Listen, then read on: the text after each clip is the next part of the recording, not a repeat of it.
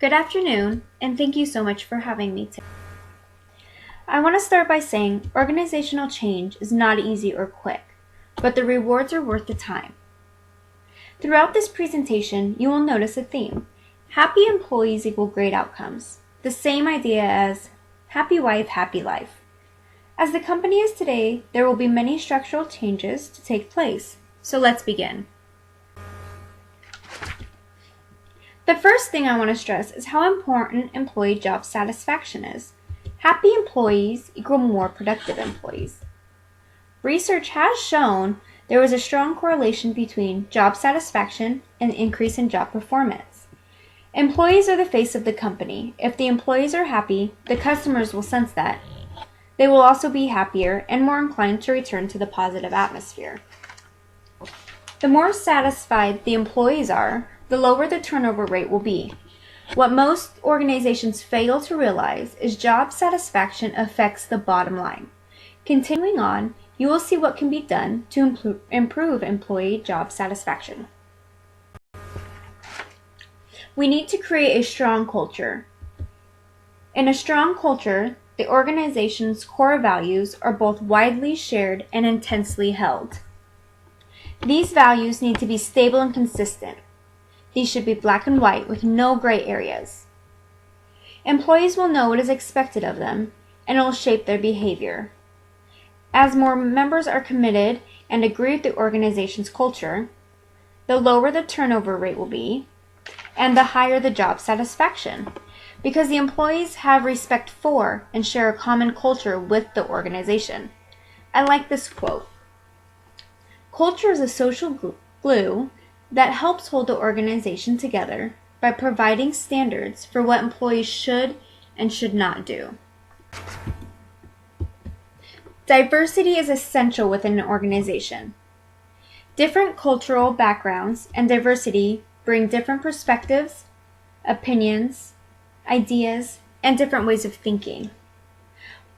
One thing to embrace is employee network groups. These are employee-formed groups of people with common interests.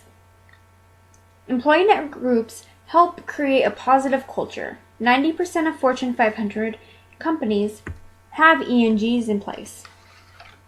Employees feel more comfortable when they know their organization recognizes their diversity. ENGs help raise retention rates, raise employee performance, more qualified applicants apply, raise employee engagement, and creates a multicultural and diverse workforce. A learning organization has developed the continuous capacity to adapt and to change. Most organizations engage in a single-loop learning. Single-loop learning detects errors, and the correction process relies on past routines and present policies. I want this organization to adopt the double learning process. It corrects errors by modifying objectives, policies, and standard routines.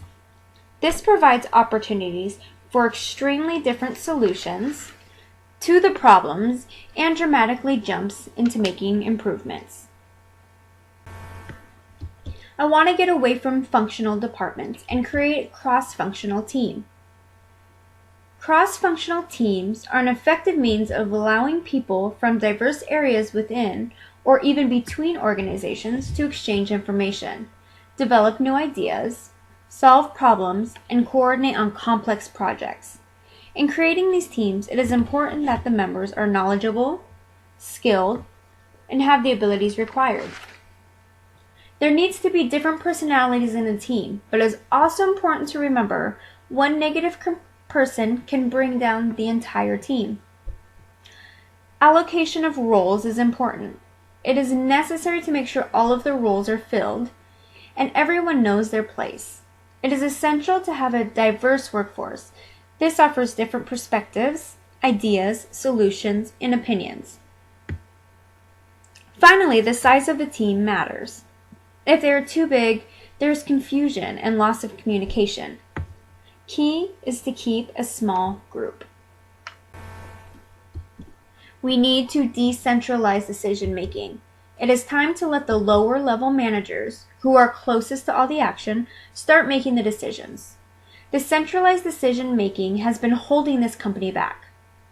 Decentralization allows managers to act more quickly to solve problems. There are more people to provide the input in those decisions. Employees also feel more engaged when the managers closest to them are the ones making the decisions that affect their work life, as opposed to it being top-level managers whom they rarely see. Politics are considered a necessary evil in an organization. It is unrealistic to eliminate politics altogether, but it's important to know politics are affecting the organization. For employees who don't like playing the political game, the results are negative. Organizational politics lead to lower job satisfaction, increase in anxiety and stress, high turnover rates, and lower job performance. To summarize, the company will need to recreate the culture, update the values and mission statements. We will create a diverse workplace and accept ENGs. We will create a learning environment through double loop learning. We will adopt cross-functional teams and decentralized decision-making. We will also lessen the use of politics at work and open lines of communication. To conclude, I want to say communication is key to any organization. Employees should feel important and valued. They need to feel respected and rewarded. Employees will make or break a company. There needs to be an open door policy where each employee can feel welcomed with ideas and concerns. The first step in reconstructing of this company should be communicating with the rest of the organization. In order to help eliminate change barriers, employees that will be a part of this restructuring process in the company will become excited about the change. There's a lot of work to be done, but the rewards are well worth the time and the investment put into this project. Thank you for your time.